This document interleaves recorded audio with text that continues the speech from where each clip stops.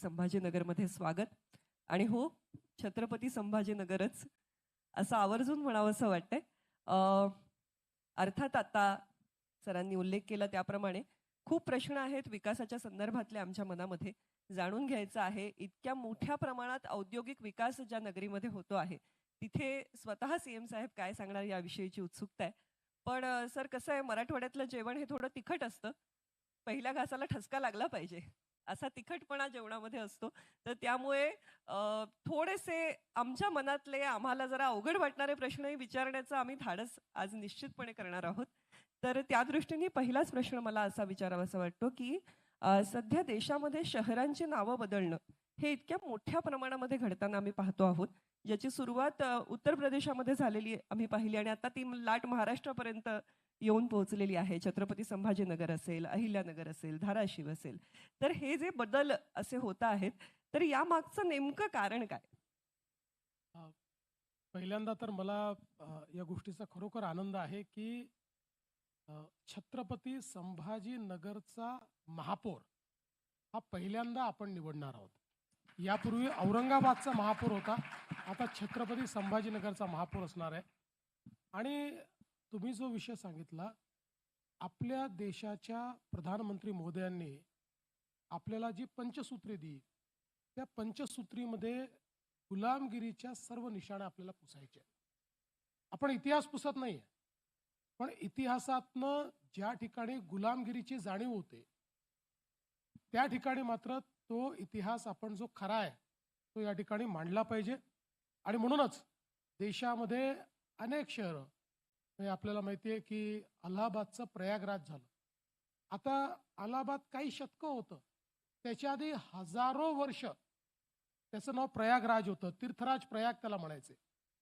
आणि म्हणून ही जी काही निशाणी आहे, आता औरंगजेब हा काही भारतीय नव्हता किंवा भारताचा तो कोणी भारतीयांचा लागतही नव्हता. अगदी भारतीय मुसलमानांचा देखील तो हिरो नव्हता, आयकॉन नव्हता, कोणीच नव्हता. या भारतावर आक्रमण करून भारतातली हिंदूंची मंदिरं पाडणं, इथल्या लोकांना त्रास देणं, जिजियासारखा कर लादणं, अशा गोष्टी त्यांनी केल्या होत्या. त्यामुळे त्याची निशाणी जपण्याचं काहीच कारण नाही आहे.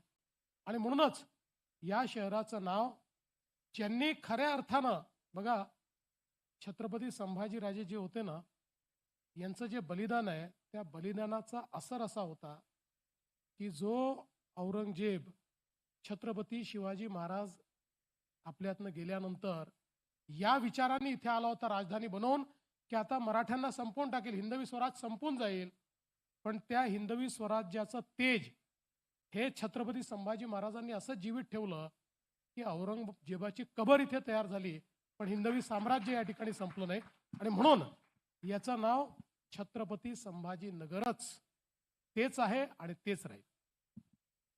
इतक्या सुंदर तर्कशुद्ध पद्धतीने आपण आम्हाला हे समजावून सांगितलेलं आहे. याला जोडून असं विचारावंसं वाटतं सर की आता आपण छत्रपती संभाजी महाराजांचा उल्लेख केलात, त्यामागचा विचार सांगितलात की या विचारातून, या नावातून प्रेरणा घ्यायची आहे. तर आपण त्यांच्याकडे कसं पाहता, त्यांच्या व्यक्तिमत्वात? छत्रपती संभाजी महाराज म्हटल्यानंतर एकच गोष्ट आपल्याला आठवते, देश धर्म पर मिटने वाला शेर शिवा का छावा था, महापराक्रमी परम प्रतापी एकही शंभू राजा था, अशा पद्धतीनं त्यांचं वर्णन केलेलं आहे.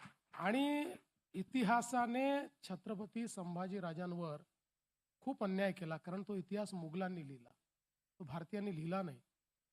आणि त्यामुळे प्रचंड वीर 9 वर्ष सातत्याने छत्रपती संभाजीराजे हे औरंगजेबाशी आणि मुघलांशी लढत राहिले, एकही लढाई कधी हारले नाही.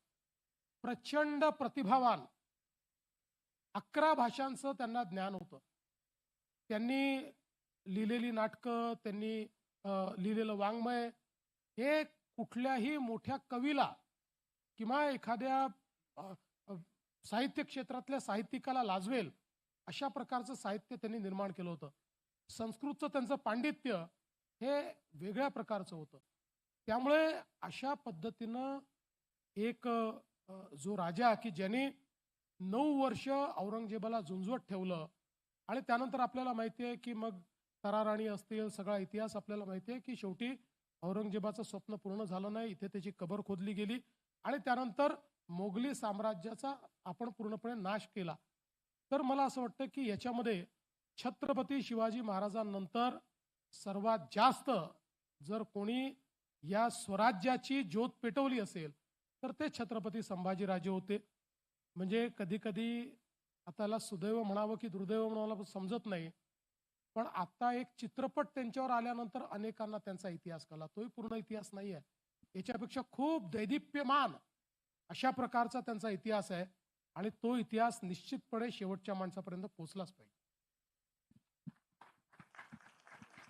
निश्चितच सर, अशा छत्रपती संभाजीनगरमध्ये आम्ही राहतो, व्यवसाय करतो, वाढतो, याचा आम्हाला सर्वांना सार्थ अभिमानच आहे. सर, छत्रपती संभाजीनगर हे मराठवाड्यातील प्रमुख शहर, मराठवाड्याची राजधानी म्हटले जातं. पण वर्षोनुवर्ष दुष्काळ आणि रोजगाराचा वानवा इथं असलेलाच आहे.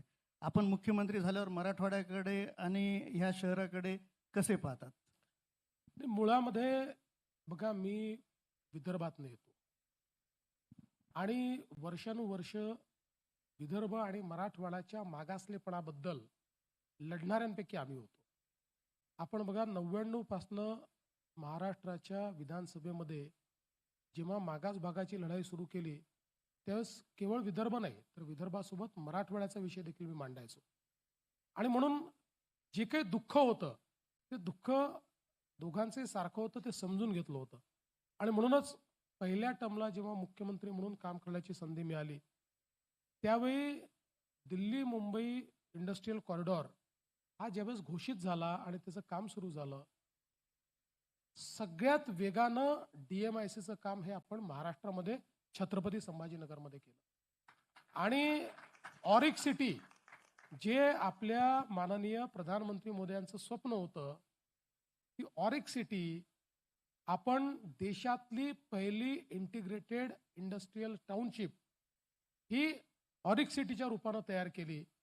आणि आज एक मॅग्नेट म्हणून आपल्याला ही DMIC आणि हा जो काही छत्रपती संभाजीनगरचा औद्योगिक इकोसिस्टीम आहे, ही इकोसिस्टीम एक आपल्याला मॅग्नेटसारखी दिसते. म्हणजे ज्यावेळी समृद्धी महामार्ग केला, DMIC केली, त्यावेळी मी 2015 साली ज्यावेळेस सांगायचो की महाराष्ट्राचं नेक्स्ट डेस्टिनेशन पुण्यानंतर आता छत्रपती संभाजीनगर आहे, त्यावेळेस अनेकांना असं वाटायचं की मी एक्झॅजरेट करतोय, पण आज ते झालं.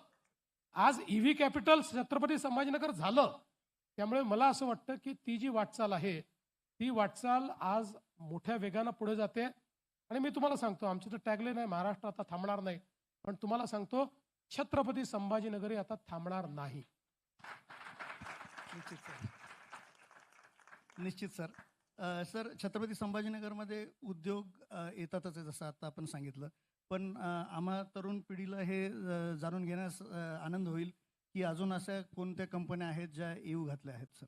हे आपल्याला कल्पना आहेच की अतिशय आयकॉनिक अशा प्रकारचा किर्लोस्कर टोयोटाचा प्रोजेक्ट या ठिकाणी आला, इथरचा आला, JSW एनर्जीचा आला. मी तुम्हाला एक सांगतो, म्हणजे मला आपल्या छत्रपती संभाजीनगरच्या उद्योजकांचं देखील या ठिकाणी अभिनंदन करायचं आहे. इथे आपल्या ज्या काही संघटना आहेत, मसिहा असेल किंवा इतर सगळ्या 2-3 संघटना, इतकं उत्तम या सगळ्यांचं काम आहे की आज मी तुम्हाला खरंच सांगतो, छत्रपती संभाजीनगरला आम्ही उद्योजकाला घेऊन आलो की तो छत्रपती संभाजीनगरच्या प्रेमातच पडतो. इथलं इन्फ्रास्ट्रक्चर पाहून, DMIC इथलं, आणि त्याचं ज्यावेळेस इथल्या उद्योग जगताशी इंटरॅक्शन होतं त्यावेळी इथलं जे स्किल त्याच्या लक्षात येतं, इथली जी इकोसिस्टीम लक्षात येते, इथे जी काही एक इंडस्ट्री आणि बिझनेसचं वातावरण जे त्याला पाहायला मिळतं, त्यामुळे आलेला व्यक्ती इथे इन्व्हेस्टमेंट करूनच जातो. त्यामुळे आता खूप इन्व्हेस्टमेंट पाईपलाईनमध्ये आहे. काही चांगल्या पद्धतीनं FDI हे आता डावोसमध्येही त्या ठिकाणी आमची चर्चा चाललेली आहे, तेही आपल्या मराठवाड्यात आणि छत्रपती संभाजीनगरमध्ये येणार आहेत.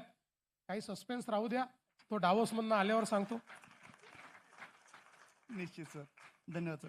सर, जसं आपण म्हणालात की DMIC किंवा ऑरिक सिटी हे निश्चितच आता खूप चांगली डेव्हलपमेंट तिकडे होत आहे. पण सर, संभाजीनगरमधील ह्या कनेक्टिव्हिटीसाठी सर आपण काय करणार आहात? कारण एंट्री पॉईंट, एक्झिट किंवा अतिक्रमण याविषयी आपलं काही हे खरं आहे की काही अडचणी निश्चितपणे आहेत. आता DMIC मध्ये आपल्याला म्हणजे या सगळ्या अधिकची लँड, अधिकची जागा करणार, त्या आपल्याकडे जागा कमी पडायला लागली आहे. मोठ्या प्रमाणात अँसिलरीज येणार आहेत, त्यांच्याकरता जागा आहे, ती जागा आपल्याला करायची आहे. त्यानंतर 2 MIDC आपल्या किंवा 2 हे जे औद्योगिक क्षेत्र आहे त्या क्षेत्रांना जोडणारा रस्ता आपल्याला तयार करायचा आहे. त्याची समृद्धीशी कनेक्टिव्हिटी आपल्याला तयार करायची आहे. ही सगळी कामं आता हातात घेतली आहेत. म्हणजे आता यातलं कुठलंही काम राहिलं नाही, त्याचा आराखडा झाला, त्याला मान्यता दिली. ही कामं देखील आता याच्यापुढे आपण करणार आहोत. आणि यासोबत आपल्याला लक्षात असेल की पहिल्यांदा 2015 साली छत्रपती संभाजीनगरच्या रस्त्यांकरता 100 कोटी रुपये मी दिले होते. आणि तेव्हापासनं छत्रपती संभाजीनगरमध्ये रस्ते आपल्याला मोठे करता येतात, ते कॉन्क्रीटचे किंवा चांगले करता येतात, ही भावना तयार झाली. आणि काही रस्ते त्या काळामध्ये झाले, मध्यंतरीच्या काळात काही रस्ते झाले. आता मोठ्या प्रमाणात अतिक्रमण काढण्याची मोहीम झालेली आहे. त्यामुळे जिथे अतिक्रमण काढलंय तेही रस्ते आपल्याला चांगले करायचे आहेत. आता जी काही यावेळेस महानगरपालिका आपली निवडून येईल, त्या महानगरपालिकेच्या अजेंड्यावर आपण हे ठेवलेलं आहे की छत्रपती संभाजीनगरचे सगळे DP रोड अतिक्रमण मुक्त करायचे आणि त्याची जी DPची लेंथ आणि ब्रेड्थ असेल तेवढे ते करायचे, चांगले करायचे, मजबूत करायचे, व्हाईट टॉपिंगचे किंवा कॉन्क्रीटचे करायचे. हाच आपला अजेंडा असणार आहे. पुढच्या 3 ते 4 वर्षात रस्त्याच्या बाबतीत एकदम खड्डेमुक्त आणि बदललेलं छत्रपती संभाजीनगर हे आपल्याला पाहायला मिळेल. खूप खूप धन्यवाद सर. निश्चितच. सर, आता एक नाजूक प्रश्न आहे.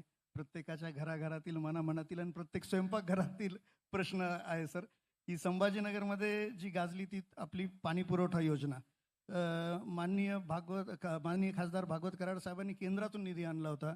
माननीय मंत्री आमचे अतुलजी सावे साहेबांनी पाठपुरावा केला, त्यांनी निधी दिला.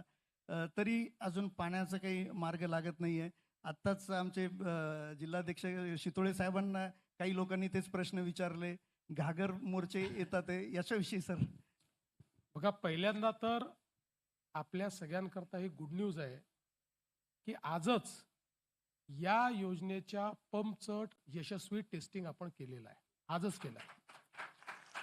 3700 हॉर्स पॉवरचा पंप आज आपण यशस्वीपणे चालवलेला आहे. म्हणजे आता आपण या टप्प्यात आहोत की पुढच्या 2 महिन्यामध्ये छत्रपती संभाजीनगरला पाणी मिळणार आहे. मग हा योगायोग आहे. मी येणार होतो म्हणून टेस्टिंग केलं नाही.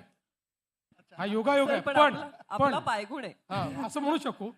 पण मी आपल्याला सांगतो की इथला जो पाण्याचा प्रश्न होता त्या संदर्भात मागच्या काळात ज्यावेळी मी मुख्यमंत्री होतो, आमचे अतुल सावे असतील, भागवत कराड साहेब असतील, संजय असतील, सगळे लोक माझ्याकडे आले आणि त्यावेळेस इथल्या पाण्याची समस्या बघता आपण एका झटक्यात 1600 कोटी रुपयाची योजना ही छत्रपती संभाजीनगर करता मंजूर केली. त्यानंतर काही दिवसांनी मंडळी पुन्हा माझ्याकडे आली आणि यांनी मला असं सांगितलं की तुम्ही योजना तर मंजूर केली, पण आपल्या नियमाप्रमाणे त्यातले 30% पैसे हे महानगरपालिकेला द्यायचे आहेत. ते 500, 550, 600 कोटी रुपये होतात. आमची काही परिस्थिती नाही. दुसऱ्या दिवशी मी निर्णय केला आणि सांगितलं 100% अनुदानावर ही योजना होईल आणि 1600 कोटी रुपयाचा पूर्ण अनुदानाचा GR काढला. दरम्यानच्या काळामध्ये आपल्याला कल्पना आहे की सरकार गेलं.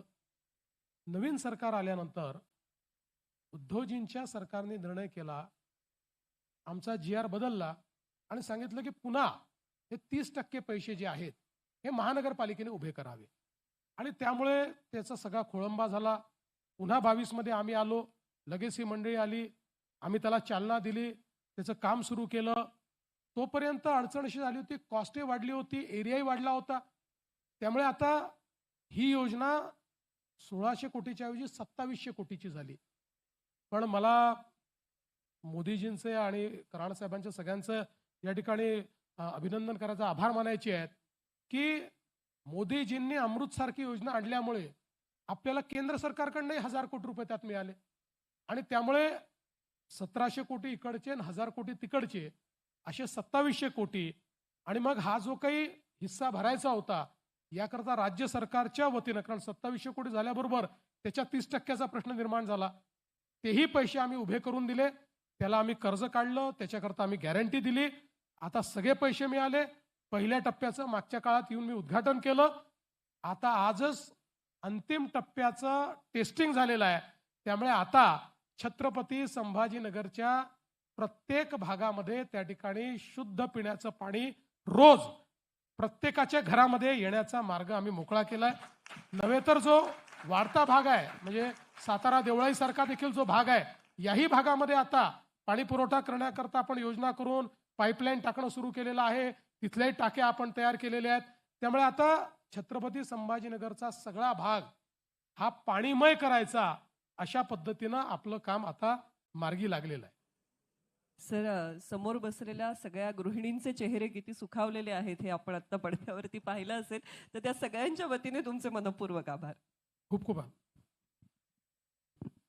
यानंतर आपण ज्यांचं कौतुक केलं इथल्या उद्योग जगताचं, तर मला वाटतं त्याचे एक प्रतिनिधी या नात्याने या ठिकाणी प्रशांतजी देशपांडे उपस्थित आहेत. मी त्यांना विनंती करते की आपण उद्योग क्षेत्राविषयी आम्ही बऱ्याच मुद्द्यांना स्पर्श केला, पण आपल्या मनात आणखीन काही प्रश्न असतील तर आपण या निमित्ताने विचारा. आदरणीय देवेंद्रजी, आपले इथे सहर्ष स्वागत. तुमचं शहर आहे. आपण जसं कौतुक केलं की इथल्या सगळ्या औद्योगिक संघटना एकत्र आणि एक दिलाने काम करतात. आम्ही त्याला टीम ऑफ असोसिएशन्स म्हणतो. G20 असू दे किंवा कुठल्याही शहराच्या विकासाच्या दृष्टीने असेल तर आम्ही एकत्र येऊन करतो. आणि तुमच्या आश्वासक नेतृत्वामुळे आमच्या शहराला खूप मोठ्या प्रमाणावरती गुंतवणूक येते आहे. 1,20,000 कोटीची गुंतवणूक ऑलरेडी आलेली आणि अजून येणार आहे. सगळ्या सर्वसामान्य जनतेच्या मनामध्ये हा प्रश्न असतो की या विकासाचा मार्ग या शहरातनं जातो, तर हे शहर त्याला कोप करू शकेल का?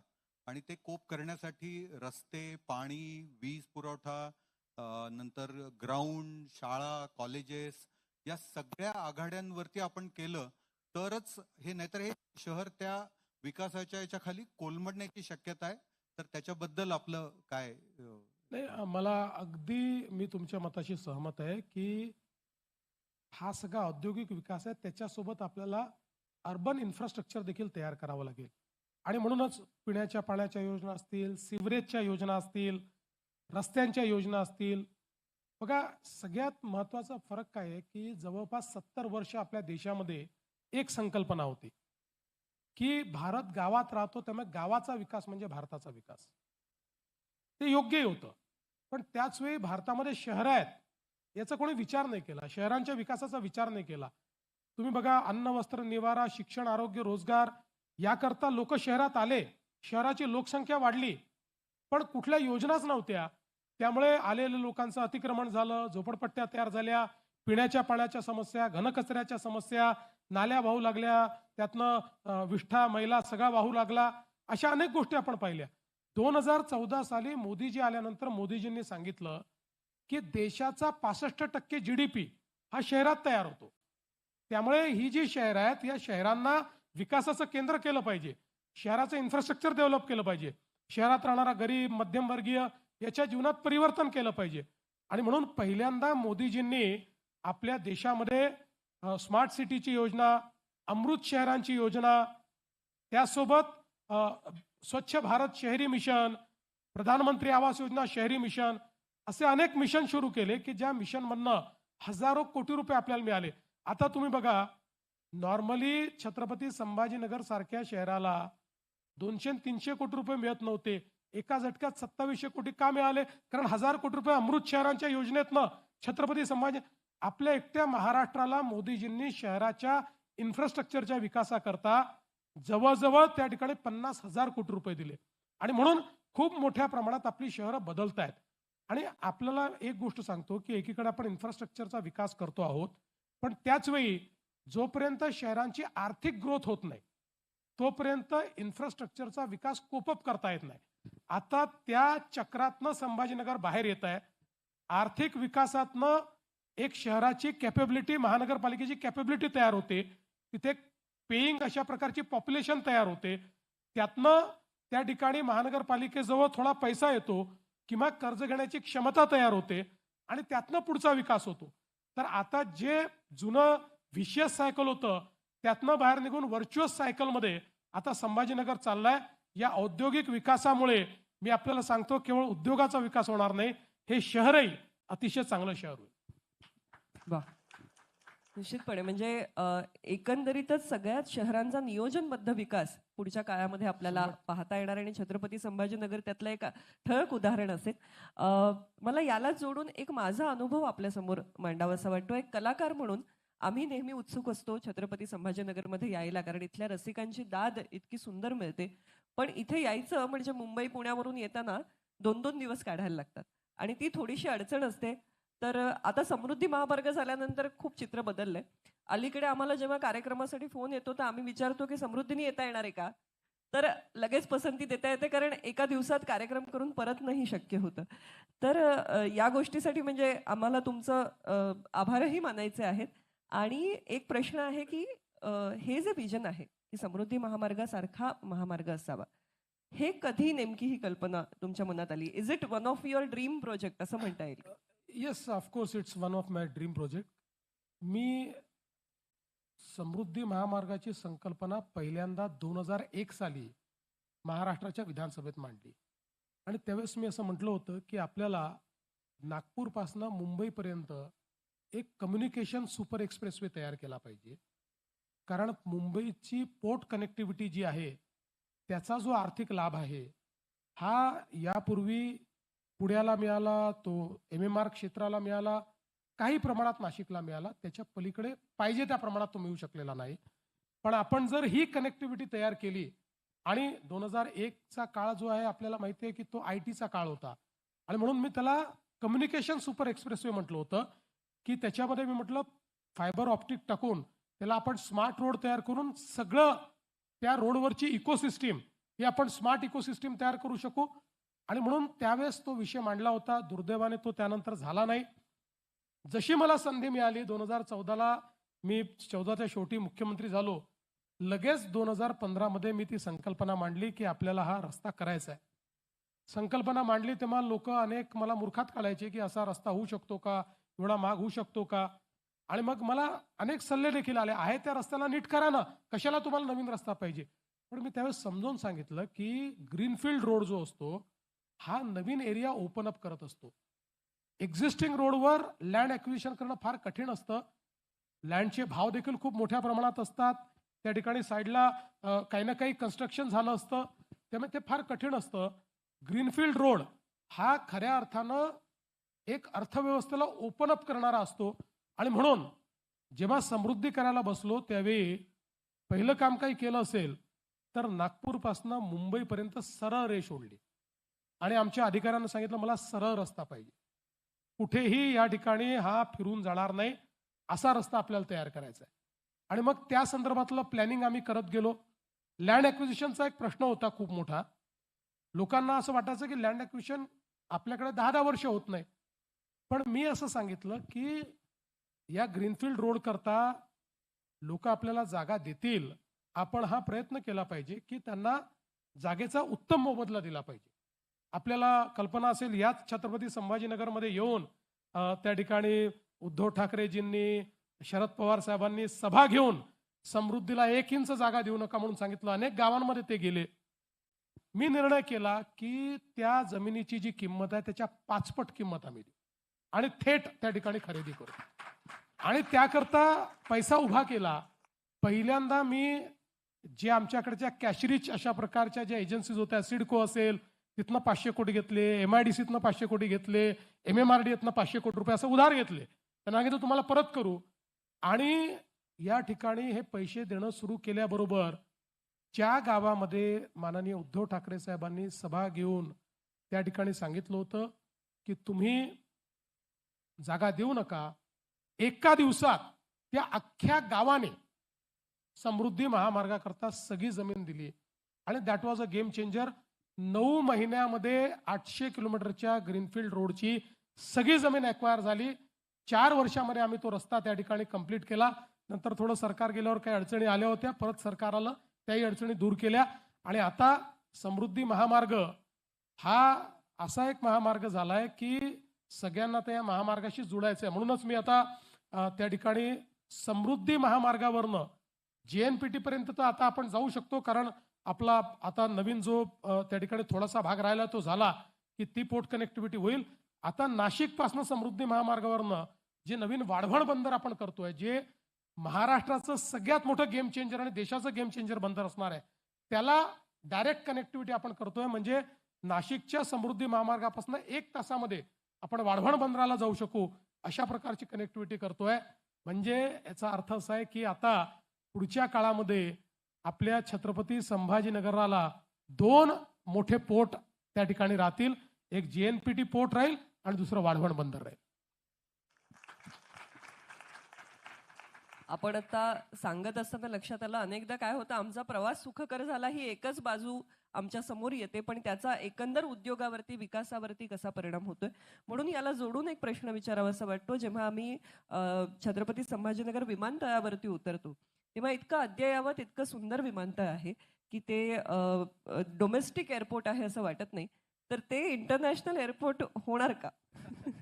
बघा, इंटरनॅशनल एअरपोर्ट करणं काही कठीण नाही आहे. मुख्य त्याचा विषय असा आहे की तिथे वाईड बॉडी एअरक्राफ्ट उतरलं पाहिजे, मोठं एअरक्राफ्ट तिथे उतरलं पाहिजे. आणि याकरता त्या ठिकाणी आपला रनवे थोडा मोठं करणं, त्याकरता लँड ॲक्विजिशन करणं, या सगळ्या गोष्टी फार महत्त्वाच्या होत्या. मागच्या काळामध्ये आमच्या सगळ्या लोकांनी त्याचा पाठपुरावा केला आणि आपण 800 कोटी रुपये त्याला दिले.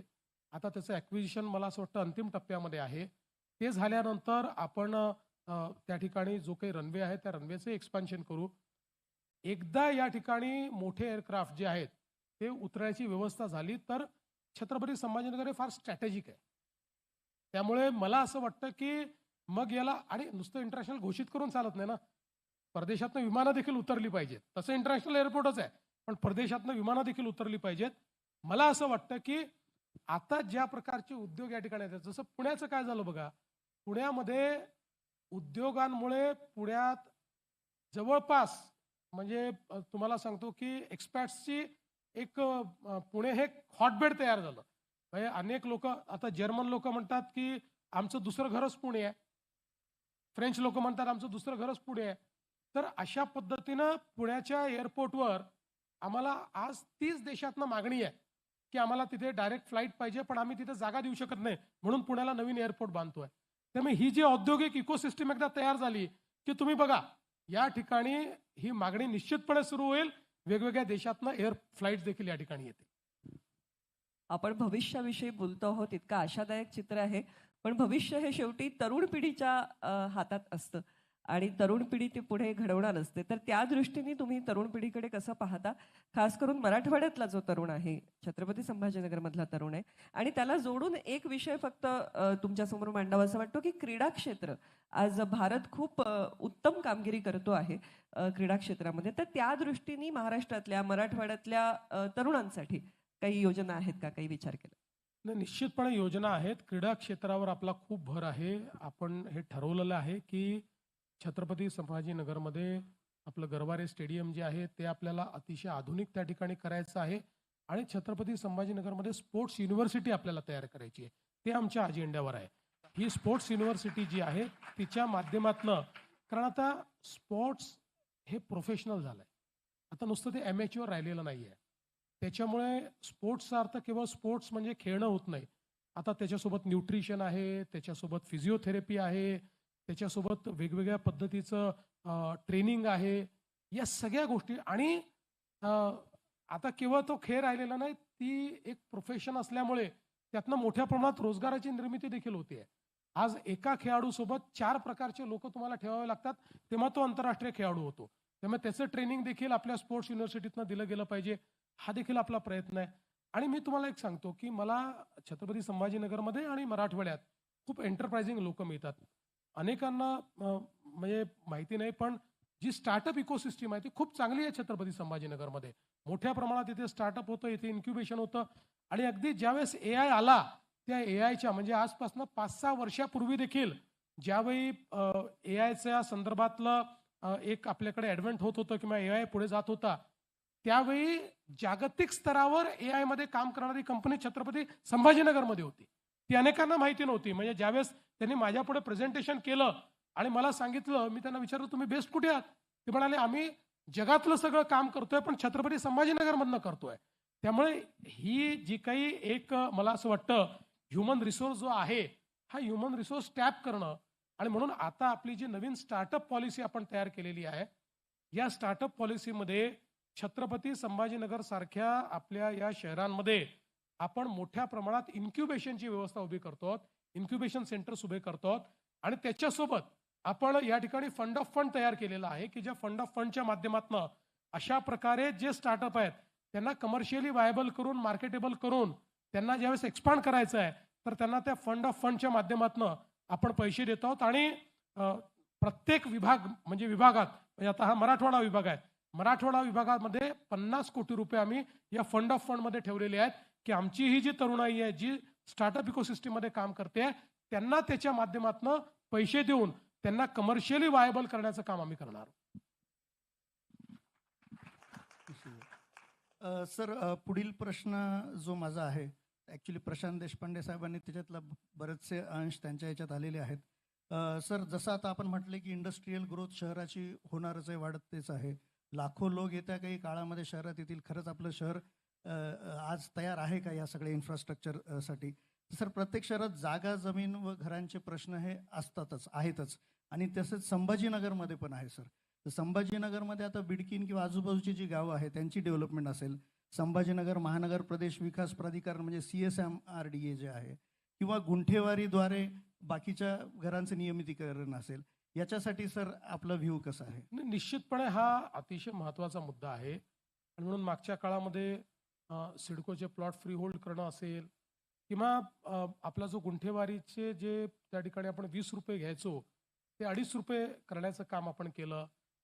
मागच्या काळामध्ये सातारा देवळाईचे लोक देखील आमच्याकडे आले होते, त्यांचे काही या संदर्भातले प्रश्न होते, त्यातही आपण सांगितलेलं आहे की ज्यांनी डेव्हलपमेंट पूर्ण केलेलं आहे स्वतःच्या पैशातनं केलेलं आहे त्या ठिकाणी केवळ प्राधिकरण नसल्यामुळे ज्या अडचणी निर्माण झाल्या त्यांनाही आपण त्या ठिकाणी मदत करतोय. पण विशेषतः या महाराष्ट्रामध्ये नाशिक, नागपूर, छत्रपती संभाजीनगर आणि पुणे या ठिकाणी मी मुख्यमंत्री असताना प्राधिकरण तयार केलं. त्याच्या पाठीमागची भूमिकाच ही आहे की जेव्हा शहरं मोठी होतात लगेच काही महानगरपालिकांची क्षेत्र आपण विस्तारित करत नाही, लोकांचा त्याला विरोध असतो, अनेक अडचणी असतात आणि मग त्या शहरांच्या आसपास खूप मोठ्या प्रमाणात अनधिकृत बांधकामं तयार होतात, अविकसित लेआउट तयार होतात, अतिशय बकाल अशा प्रकारची वस्ती तयार होते आणि म्हणूनच हे जे काही आपण त्या ठिकाणी रिजनल डेव्हलपमेंट अथॉरिटी जी तयार केलेली आहे या रिजन डेव्हलपमेंट अथॉरिटीचं कामच हे आहे की बाहेरच्या भागामध्ये ज्या ठिकाणी नगरपालिकेचं क्षेत्र आहे, ग्रामपंचायतचं क्षेत्र आहे, अशा सगळ्या क्षेत्रांचा डेव्हलपमेंट प्लॅन तयार करायचा आणि त्या विकास आराखड्या अनुरूप त्या ठिकाणी सोयी करायच्या. आणि मग आता एक प्रश्न असा उठला की बाबा हे तर सगळं ठीक आहे पण हे जी विकास प्राधिकरणं तुम्ही तयार केली आहेत हा पैसा कुठनं उभा करणार? तर आम्ही त्याच्यावर एक निर्णय घेतला आणि या विकास प्राधिकरणाच्या क्षेत्रातल्या जेवढ्या सरकारी जमिनी होत्या त्या सगळ्या सरकारी जमिनीची मालकी त्या प्राधिकरणांना देऊन टाकली. त्यामुळे आता त्या प्राधिकरणाच्याकडे त्या लँड रिच आहेत, त्यांच्याकडे लँड ही मत्ता म्हणून आहे, त्याचा उपयोग करून ते त्याच्यावर पैसाही उभा करू शकतात, त्याचा उपयोग करून त्याचं प्लॅनिंगही करू शकतात, नवीन वसाहती तयार करू शकतात, नवीन उद्योगाचे केंद्रही तयार करू शकतात, नवीन कमर्शियल केंद्रही ते तयार करू शकतात. आणि विशेषतः आपला प्रयत्न असा आहे की पुढच्या काळामध्ये आता मध्यंतरी आपण बघितलं असेल की सगळ्यांचा एक आम्ही हे जेवढी प्राधिकरणं आहेत या सगळ्यांचा एक ट्रेनिंग प्रोग्राम आम्ही घेतला. त्यांची एक आम्ही पुण्याला यशोदामध्ये एक कॉन्फरन्स घेतली, मी होतो 2 दिवस. यांना सगळ्यांना पुढच्या काळातलं मास्टर प्लॅनिंग कसं करायचं, त्या मास्टर प्लॅनिंगला फायनान्सिंग कसं करायचं अशा पद्धतीने आपण समजून सांगितलंय. आणि फॉर्च्युनेटली आता या क्षेत्राचं मास्टर प्लॅनिंग झाल्यानंतर अमृत योजनेतनं इथे सगळ्या व्यवस्था आपल्याला करता येणार आहे. त्यामुळे मला असं वाटतं की भविष्याचा विचार करून हे जे रिजन डेव्हलपमेंट अथॉरिटीचे जे काही एरियाज आहेत याचा योग्य प्लॅन जर आपण तयार केला आणि त्याच्यामध्ये इन्व्हेस्टमेंट केली तर शहराची हॅपहझार्ड अशा पद्धतीची वाढ न होता नवीन वसाहती तयार करून प्लॅन पद्धतीनं आपण त्या ठिकाणी काम करू शकतो. निश्चितच सर. सर आता जसं तुम्ही म्हटलं हॅपहझार्ड प्लॅनिंग किंवा बकाल जे डेव्हलपमेंट वाढते तर सर संभाजीनगर मधलं वातावरण तसं बऱ्याचदा थोडं नाजूक असतं, स्फोटक असतं. आता सर तुम्हाला माहितीच असेल काल MIM पक्षाचा पण काही राडा झाला, राष्ट्रवादीच्या कार्यालयावर देखील काही तोडफोड झाली. तर सर, मला 2 उत्तरं अपेक्षित आहे आपल्याकडून, की ॲज अ शिस्तप्रिय गृहमंत्री म्हणून आपण कसं पाहतात आणि ॲज अ राजकीय एक नेते म्हणून आपण ह्या घटनेकडे कसं पाहतात? माझ्यातला नेता आणि गृहमंत्री काही फार वेगळा नाही आहे. मी तुम्हाला एकच सांगतो की, आणि हे यापूर्वी देखील मी बोललो आहे, कुठल्याही शहराचा आर्थिक विकास तेव्हाच होतो जेव्हा त्या शहरामध्ये कायदा सुव्यवस्था असते आणि त्या शहरात शांती असते. यापूर्वी 2 वेळा ज्यावेळी या शहरामध्ये दंगल किंवा दंगल सदृश परिस्थिती झाली, त्यातनं कुठेतरी इन्व्हेस्टर्सच्या मनावर त्याचा परिणाम होतो. आणि म्हणून शहरांमध्ये कायद्याचंच राज्य असलं पाहिजे, त्या ठिकाणी सौहार्द असला पाहिजे, हे अत्यंत महत्त्वाचं आहे. आणि ज्यावेळी आज FDI आपल्याकडे येतोय, इंटरनॅशनल इन्व्हेस्टर आपल्याकडे येतोय, हा इंटरनॅशनल इन्व्हेस्टर येत असताना त्या शहरामध्ये कायदा सुव्यवस्था कसा आहे, तिथली इकोसिस्टीम काय, या सगळ्या गोष्टी तो पाहतो. तिची पास्ट हिस्ट्री काय हे देखील तो पाहतो.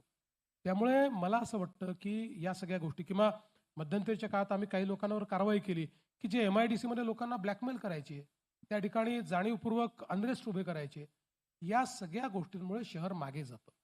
आणि म्हणून माझं अतिशय स्पष्ट मत आहे, कायद्याचंच राज्य असलं पाहिजे आणि अशा पद्धतीच्या ज्या प्रवृत्ती आहेत त्या प्रवृत्तींना ठेचलंच पाहिजे. बिलकुल सर. सर, पण आता जसं आता म्हणजे MIMचा मी विषय काढला, ॲक्च्युली राजकीय हिशोब होतं, पण अकोटमध्ये झालं आहे त्याचं काय, त्याच्याविषयी? बघा, पहिली गोष्ट तर अकोटमध्ये काय घडलं हे सांगतो की, अकोटमध्ये आमची आणि राष्ट्रवादीची युती होती. आमचा नगराध्यक्ष आला आणि तिथे खाली त्यांचे आणि आमचे नगरसेवक निवडून आले आणि राष्ट्रवादीने त्या युतीमध्ये काही MIMचे नगरसेवकही जोडून घेतले, 4 नगरसेवक, आणि त्या युतीत त्यांना प्रवेश दिला. त्यामुळे टेक्निकली त्यांचा आमच्यासोबतही त्यांची युती झाली. ही खालच्या स्तरावरच झाली. पण आमची भूमिका स्पष्ट आहे, काहीही झालं तरी MIM सारख्या पक्षाशी आम्ही युती करणार नाही. तात्काळ आम्ही ती युती तोडली, त्यांना अलायन्समधनं बाहेर काढलं. आणि एवढंच नाही तर आमचे तिथले जे आमदार आहेत त्या आमदारांना तुम्हाला पक्षातनं निलंबित का करण्यात येऊ नये याची नोटीस आम्ही दिलेली आहे. कारण अशा प्रकारच्या गोष्टी स्थानिक स्तरावरही आम्ही सहन करणार नाही. MIM सोबत युती करणं हे आमच्या कुठल्याच प्रिन्सिपलमध्ये बसू शकत नाही. एक वेळ अपोजिशनमध्ये बसू, घरी बसू, पण MIMशी युती करणार नाही. म्हणजे सर, हे प्रश्न ऍक्च्युली तरुण वोटर्स कडून आलेले प्रश्न करेक्ट आहे, काही प्रश्नच नाही. म्हणजे ही एम्ब्रेसमेंटच आहे आमच्याकरता की खालच्या स्तरावरही टेक्निकली काय होईना पण आमच्याशी ती युती जर कोणी दाखवली, एम्ब्रेसमेंट आहे आणि हे सहनच नाही होऊ शकत. सर, आता संभाजीनगर मधली जी निवडणूक आहे ती नेहमी बाण किंवा खान, म्हणजे बाण की खान याच्यावरच व्हायची. आतापर्यंतचा इतिहास होता. शिवसेना तेव्हा सोबत होती, आता सध्या युती नाही आहे आपली. याच्यावर भाजपचा म्हणजे आता नवीन नारा आता आम्ही काय म्हणून घ्यायचं? नवीन नारा जर आपल्याला पाहिजे असेल तर तो नारा असा होईल, न बाण न खाण, राखू भगव्याची शान. क्या बात है. क्या बात है. त्यामुळे बघा, मी एक गोष्ट स्पष्टपणे सांगतो की आम्ही खूप प्रयत्न केला शिवसेनेसोबत युती करायचा.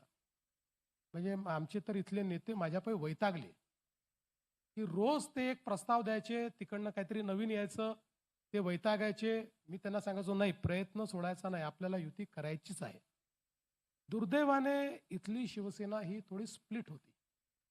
त्यामुळे आमच्याकडे कसं आहे, नेतृत्वाने सांगितलं की विषय संपला.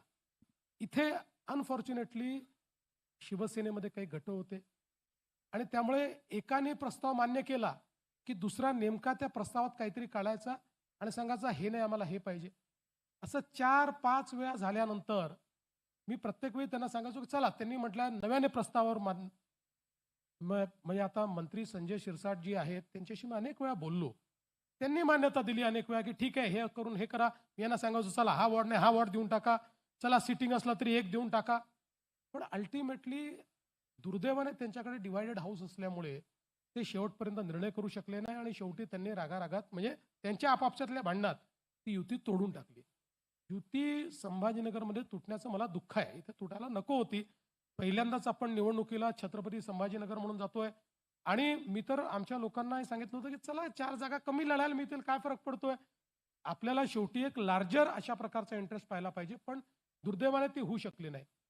पण याचा अर्थ काय आम्ही शत्रू नाही आहोत. आम्ही आता या निवडणुकीमध्ये ही लढत आमची मैत्रीपूर्णच आहे. पण मला पूर्ण विश्वास आहे की छत्रपती संभाजीनगरमध्ये 1 नंबरचा पक्ष हा भारतीय जनता पक्षच असेल आणि आमच्या मागे मागे आमचे मित्र असतील. ते काही म्हणजे कुठेतरी जातील आणि अल्टिमेटली काय आहे की शेवटी ज्यावेळी भगव्याचा विषय येईल त्यावेळी आम्हाला विचार तर करावाच लागेल. आता तर आमचा प्रयत्न हा आहे की एकट्या आमच्या भरोशावर आम्ही पूर्ण या ठिकाणी बहुमत मिळवू. पण ठीक आहे, ते मिळालं तरीही आणि नाही मिळालं तरीही आम्ही काही आमच्या मित्रांना किंवा जे भगव्याची पाठराखण करतील ते कुठलाही पक्ष असो त्यांना आम्ही सोडणार नाही. मला वाटतं इतक्या मोकळेपणाने असा राजकीय संवाद होणं ही एक दुर्मिळ गोष्ट म्हटली पाहिजे. या ठिकाणी छत्रपती संभाजीनगरचे विविध स्तरातली मंडळी आज आवर्जून उपस्थित आहेत. औद्योगिक क्षेत्राशी आपण गप्पा मारल्या. अशा काही मंडळी आहेत की जी या शहराच्या विचारात आणि विकासामध्ये खूप लक्ष घालणारी अशी जुनी जाणती प्रतिष्ठित मंडळी आहेत. तर मी त्यांचे प्रतिनिधी म्हणून डॉक्टर शांतीलाल सिंघे यांना विनंती करते की त्यांनी आपल्याला एक प्रश्न विचारावा. आपल्याला त्यांच्यापर्यंत माईक देत आहे. मुख्यमंत्री साहेब, स्वागत आहे संभाजीनगरमध्ये. खास करून या ऐतिहासिक शहरामध्ये पर्यटन बाबत आपली काय भूमिका राहील आणि पर्यटनाचा विकास या शहराला कसा करता येईल. त्यासोबत सर, सांस्कृतिक मध्ये इथे नाट्यगृह पूर्ण असे नाही आहे, त्या संदर्भातही आपण काय कराल? पहिले तर पर्यटनाच्या दृष्टीने खरं म्हणजे ही अत्यंत महत्वाची अशा प्रकारची भूमी आहे. कारण आपल्याला माहिती आहे इथे ऐतिहासिक किल्ला देखील आहे, इथे घृष्णेश्वराचं अतिशय सुंदर मंदिर देखील आहे, जवळच आपल्याला माहिती आहे अजिंठा आहे. सगळ्या आपल्या ज्या काही अतिशय प्राचीन अशा प्रकारच्या कलाकृती आहेत. एक प्रकारे मागच्या काळामध्ये आम्ही एक सर्किट म्हैसमाळला जोडून एक मोठं सर्किट तयार करण्याचा निर्णय हा या ठिकाणी घेतला होता. मध्यंतरी त्याच्यामध्ये काही अडचणी आल्यात सरकार नसल्यामुळे, पण आता पुन्हा त्या सर्किटचं काम आम्ही हातामध्ये घेतो आणि विशेषतः मला एका गोष्टीचा आनंद आहे की आता घृष्णेश्वराच्या मंदिराचा आम्ही आराखडा तयार केलेला आहे आणि मी आपल्याला खात्रीपूर्वक सांगतो की पुढच्या 2 ते 3 वर्षामध्ये अतिशय सुंदर अशा प्रकारचा कॉरिडॉर या मंदिराचा आम्ही तयार करू. त्या ठिकाणी अतिशय सुव्यवस्थित अशा प्रकारची व्यवस्था आम्ही करू आणि या माध्यमातून पर्यटकांकरता या ठिकाणी अत्यंत चांगल्या ज्या काही व्यवस्था आहेत त्या व्यवस्था आम्ही उभ्या करू. त्या दृष्टीने सर्व काम आम्ही सुरू केलेलं आहे. मला विश्वास आहे, कारण बघा ज्यावेळेस औद्योगिक प्रगती होते ना त्यावेळी पर्यटनालाही चालना मिळत असते. त्यामुळे त्या पर्यटकांकरता व्यवस्था उभ्या करणं आणि ज्योतिर्लिंग हे तर आपल्या प्रत्येक जो हिंदू आहे त्याला असं वाटतं की आपण कधीतरी तिथे गेलं पाहिजे. पण अनेक वेळा म्हणजे अगदी काशीचंही आपण जर बघितलं तर मी जेव्हा पहिल्यांदा काशीला गेलो अतिशय भक्तिभावाने काशीला गेलो आणि गेल्यानंतर तिथली परिस्थिती बघून मला डोळ्यात पाणी आलं की काय आहे, ज्या काशीचा इतका आपण उल्लेख करतो त्या काशीची काय अवस्था आहे. पण मी मोदीजींचे आभार मानेन की त्यांनी काशी बदलून दाखवलं. आज त्या ठिकाणी गेल्यानंतर आपल्याला एक प्रकारे जो काही काशीचं जे एक व्हायब्रेशन आपल्याला मिळतं तसंच व्हायब्रेशन आपल्या महाराष्ट्रातल्या प्रत्येक ज्योतिर्लिंगात मिळालं पाहिजे, हा आमचा प्रयत्न आहे. आणि म्हणून पुढच्या काळामध्ये मी निश्चितपणे आपल्याला सांगतो की पर्यटनाचा, कारण अतिशय उत्तम मुद्दा यांनी मांडलेला आहे की पर्यटन एक असं आहे की जे खूप मोठ्या प्रमाणात रोजगाराची निर्मिती करतं आणि हा रोजगार हा अगदी शेवटच्या माणसाला मिळतो. म्हणून त्या दृष्टीनं प्लॅन आम्ही तयार केलेला आहे. याला जोडून मला एक प्रश्न विचारावासा वाटतो. थोडासा आत्ताच्या प्रश्नांपेक्षा जरा वेगळा प्रश्न आहे. फक्त आपल्याला शेवटाकडे जावं लागेल कारण अशीच माझी एक मुलाखत नागपूरला आहे. जरूर सर. मला उल्लेख करावासा वाटतो तो युनेस्कोच्या माध्यमातून आपले जे दुर्ग किल्ले आहेत छत्रपती शिवरायांचा आदर्श घेऊनच महाराष्ट्राची वाटचाल सुरू आहे आणि आज जागतिक नकाशामध्ये या दुर्ग किल्ल्यांना एक मानांकन मिळणं हा खूप मोठा विजय एका अर्थाने महाराष्ट्रासाठी होता आणि जो आपण घडवून आणलात. तर त्याविषयी पटकन सांगा. खरं म्हणजे याचं सगळं श्रेय जे आहे हे देशाचे प्रधानमंत्री माननीय मोदीजींना द्यावं लागेल. कारण आम्ही जसं युनेस्कोमध्ये आपल्या देशाचं नामांकन काय असावं, तर आम्ही त्या ठिकाणी आपले महाराजांचे किल्ले पाठवले होते. वेगवेगळ्या राज्यांनी 20-22 वेगवेगळे प्रस्ताव पाठवले होते. पण मोदीजींनी सांगितलं की नाही, एकच प्रस्ताव जाईल आणि तो छत्रपती शिवरायांच्या 12 किल्ल्यांचा प्रस्ताव जाईल. आणि त्यानंतर एक खूप मोठी लढाई आम्हाला लढावी लागली. त्या ठिकाणी आपल्याला कल्पना आहे की युनेस्कोचे लोक आले, त्यांना ते हेरिटेज आम्ही दाखवलं. त्याचं जुनं, कारण हे किल्ले जे आहेत याचा खूप जुना इतिहास आहे. महाराजांनी किल्ले तयार करताना काही किल्ले हे अगदी पुरातन किल्ले होते, त्या जागा शोधून काढल्या आणि त्याला आधुनिक केलं. त्यामुळे ती सगळी त्याची जी काही पुरातन वास्तू आहेत, त्याचे जे पुरावे आहेत, हे सगळे आम्ही मांडले. त्यानंतरही प्रश्न असा निर्माण झाला की त्यांनी ते डेफर केलं आणि जेव्हा डेफर होते त्यावेळी त्याच्यावर मतदान होतं. 23 वेगवेगळे देश आहेत की जे देश मतदान करतात आणि 2/3 मेजॉरिटीने जर मतदान तुमच्या बाजूनी झालं तर तुम्हाला त्या ठिकाणी म्हणजे हे नामांकन मिळतं. मग आम्ही त्या देशांशी चर्चा चालू केली, त्यांच्या राजदूतांना बोलवलं, त्यांच्याशी मी संवाद साधला, आमच्या आशिष शेलारांना आणि आमच्या सचिवांना युनेस्कोमध्ये पाठवलं. अशा प्रकारे खूप मोठ्या प्रमाणात युनेस्कोमध्ये शर्मा म्हणून आपले जे तिथले आपले दूत आहेत त्यांना त्या ठिकाणी कामी लावलं. तिकडे एकेका आपण देशाशी चर्चा केली आणि त्याचा परिणाम असा झाला की मतदानाच्या दिवशी 23ही देशांनी आपल्याला मतदान केलं. असं कधी होत नाही, पण 23ही देशांनी मतदान केलं आणि महाराजांचे किल्ले हे युनेस्कोचे हेरिटेज साईट म्हणून त्या ठिकाणी नामांकित झाले. आपण वेळेचा आम्हाला निर्देश केलेला आहेच. अगदी शेवटचे 2 प्रश्न आणि एक रॅपिड फायर विचारलं तर चालेल का? चालेल चालेल. पटकन फक्त विचारतो की AI सुद्धा आपण हाताळता, म्हणजे आधुनिकतेकडे पाहता आणि हिंदुत्वाचाही मुद्दा आपल्यासाठी हे महत्वाचा आहे. तर हा कसा काय समतोल आहे? बघा, मला असं वाटतं याच्यात भेदच नाहीये. हिंदुत्व हा आमचा आत्मा आहे. एखादा जो मोबाईल फोन असतो ना, त्याचा आत्मा त्याचं सिम कार्ड असतं. ते सिम कार्ड काढलं तर मोबाईल फोनमध्ये काहीच नाही आहे. तसं आमचा आत्मा हिंदुत्व आहे, आमचं सिम कार्ड हिंदुत्व आहे. ते काढलं तर आमच्यामध्ये काहीच नाही आहे. आणि हे जे हिंदुत्व आहे ना, हे हिंदुत्वच खऱ्या अर्थानं आम्हाला हे विकासाचं राजकारण शिकवतं. कारण ही हिंदू संस्कृती, भारतीय संस्कृती, सनातन संस्कृती, त्याला तुम्हाला जे म्हणायचं आहे ते म्हणा, ही संस्कृती जगातली सगळ्यात प्राचीन संस्कृती आहे, सगळ्यात प्राचीन सभ्यता आहे. आणि पहिल्यांदा ज्यावेळेस अख्खा युरोप स्टोन एजमध्ये होता त्या काळामध्येही आमच्या सरस्वती सभ्यतेनं पूर्ण विकसित नगरं वसवलेली आज आपल्याला इतिहासामध्ये पाहायला मिळत आहेत. त्यामुळे विकास आणि विज्ञान या 2 गोष्टी या हिंदुत्वाचा भाग आहे. आणि म्हणून मला असं वाटतं की याच्यामध्ये कुठलाही भेद नाही. मला तर असं वाटतं की हिंदुत्वामध्ये जेवढी सर्वसमावेशकता आहे ती तर कोणामध्येही नाही आहे. म्हणून आम्ही हिंदू आहोत, आम्ही सर्वसमावेशक आहोत आणि म्हणूनच आम्ही विकास करू शकतो. आणि म्हणून आपल्या पंतप्रधानांनी काय सांगितलं, विकास भी और विरासत भी. ती विरासत आमचं हिंदुत्व आहे आणि विकास हा आमच्या या विचारसरणीचा जो एक प्रगट अभिव्यक्ती आहे तो विकास आहे.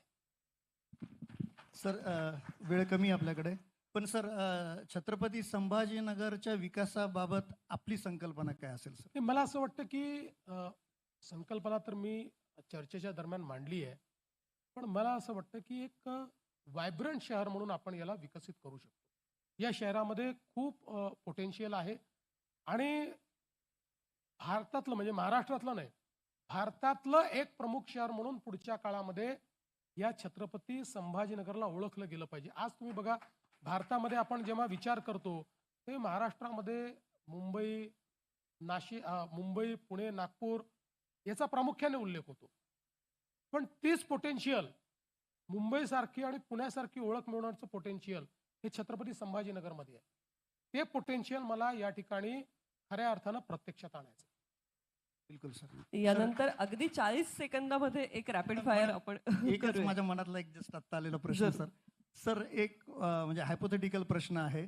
सॉरी तुमचं डिमोशन नाही करत सर, तुम्ही असंच प्रमोशन तुमचं हो ही श्रींच्या चरणी इच्छा.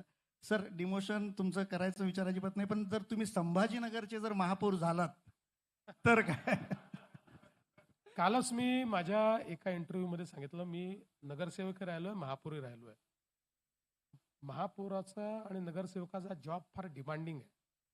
कारण लोकांना तो हवा असतो, छोट्यातल्या छोट्या कामाकरता तो रिस्पॉन्सिबल असतो. नाली चोक झाली तरी तोच रिस्पॉन्सिबल असतो. लाईट बंद पडला तरी लोक त्याला शिव्या देतात. त्यामुळे मी काल सांगितलं की महापौर आणि नगरसेवक या 2 पदांवर राहिल्यानंतर गमतीने सांगतोय की माझा अनुभव असा आहे की कोण नगरसेवक बनतो, ज्यांनी मागच्या जन्मी पाप केलं तो नगरसेवक बनतो, आणि ज्यांनी मागच्या जन्मी महापाप केलं तो महापौर बनतो. पण हा गमतीचा भाग जरी बाजूला ठेवला तरीही छत्रपती संभाजीनगरच्या महानगरपालिकेमध्ये मला एक बदल निश्चित करायचा आहे. बघा, या महानगरपालिकेमध्ये खूप मोठ्या प्रमाणात ट्रान्सपरन्सीचा अभाव मला पाहायला मिळतो. There is no transparency. ही ट्रान्सपरन्सी आणावी लागेल. हे करप्शन संपवावं लागेल. त्याशिवाय शहराचा विकास होऊ शकणार नाही. त्यामुळे तो एक बदल मात्र मला महापौर म्हणून करायची इच्छा. आपण इतक्या दिलखुलासपणे आमच्या प्रश्नांना उत्तरं दिली, म्हणजे आपण माननीय मुख्यमंत्री साहेबांशी बोलतो आहोत असा कुठेही भास आम्हाला झाला नाही. इतक्या आपुलकीने आपण आमच्या प्रश्नांची उत्तरं दिलीत. म्हणून पटकन 30 सेकंदात थोडेसे गमतीशीर, कदाचित विचार करायला लावणारे आणि कदाचित अडचणीत आणणारे प्रश्न विचारते. रॅपिड फायर आहे. मराठवाडा की विदर्भ? महाराष्ट्र. भारत की हिंदुस्तान? अखंड भारत. मराठी की हिंदी? मराठीच. सोशल मीडिया की प्रत्यक्ष जनसंपर्क? प्रत्यक्ष जनसंपर्क. आणि लाडकी बहीण की लाडका भाऊ? लाडकी बहीणच. म्हणजे तुम्हाला एक गोष्ट निश्चितपणे सांगतो, एक वेळ लाडका भाऊ तुमची साथ सोडेल, लाडकी बहीण कधीच साथ सोडत नाही. या उत्तराशी तर आम्ही सगळ्या अगदी सहमत आहोत निश्चितपणे, आणि आमच्याकडून तसं वचनही देऊ शकतो. सर संभाजीनगरकरांसाठी 15 जानेवारीच्या निमित्ताने, मतदानाच्या निमित्ताने आपलं काही आवाहन? निश्चितपणे छत्रपती संभाजीनगरच्या नागरिकांना माझं आव्हान आहे. गेल्या काळात आम्ही केलेलं काम तुम्ही बघितलेलं आहे. या शहराच्या विकासाची तळमळ आणि शहराच्या विकासाचा रोडमॅप हा आमच्याकडे आहे, हे देखील तुम्ही बघितलेलं आहे. आम्ही मतं ही विकासाच्या मुद्द्यावर मागतो आहोत, हे देखील आपण अनुभवलेलं आहे. त्यामुळे येत्या 15 तारखेला छत्रपती संभाजीनगर वासियांनी मतदानाला जावं. जिथे कमळाचं बटन दिसेल, कारण एकाला 4 मतं द्यायची आहेत, त्यामुळे कन्फ्यूज न होता जिथे जिथे कमळाचं बटन दिसेल ते कमळाचं बटन त्या ठिकाणी दाबावं आणि या छत्रपती संभाजीनगरमध्ये भारतीय जनता पक्षाला पूर्ण बहुमतासहित या ठिकाणी आमचा महापौर बसवावा. 15 तारखेला कमळाची काळजी तुम्ही घ्या. 16 तारखेपासनं 5 वर्ष तुमची काळजी आम्ही घेऊ, हा माझा शब्द आहे. धन्यवाद सर. अतिशय हसत खेळत आणि सहजपणाने